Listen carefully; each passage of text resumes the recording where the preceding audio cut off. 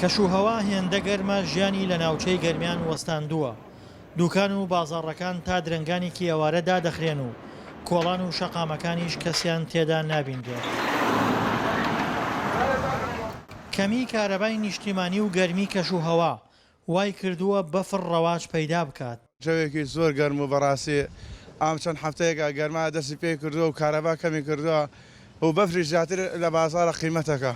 ئێرە قەزای خانەقینە. بە پێی هەندێک سایتی کەشناسی هەندێک ڕۆژ دەبێتە گەرمترین ناوچەی جیهان. ئەوانەی کەسابەتیان لە بازاڕە و ناچارن بمێننەوە ئاو بۆ خۆفێنکردنەوە بەکاردێن و نیوەڕوانی ژیان لەم شارە دەوەستێت. تاکەجەوە گەرمە و خەڵک تەحەمل نییە و ئاو گەرەکە. والله لە کش عالمەکان گەرمترە. 50 خۆدان دیونن لە ئەخبار و لە ئەنواع جەویە. زۆر گەرمە بەزی بایی چ بکەیت. خانەقینیەکان لەگەڵ گەرمی کەشوهەوا ڕاهاتوون.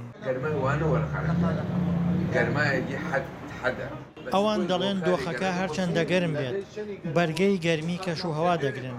الله گەرمای خانەقینە هەر باس ناکرێت.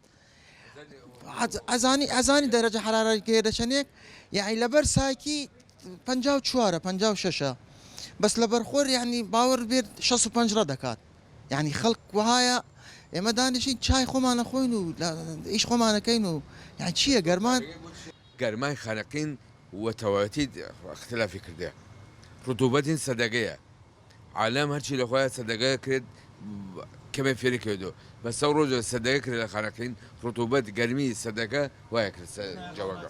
هەموو ساڵێک لە وەرزی هاویندا شەپۆلی گەرما ڕوو لە ناوچەی گەرمیان و گەرمەسێر دەکات. بەڵام گەرمی کەشوهەوای ئەم ساڵ بە پێی وتەی دانیشتوانی خانەقین کەمیوێنە بووە. دڵشاد ئەنوارە، دەنگی ئەمریکا، خانەقین.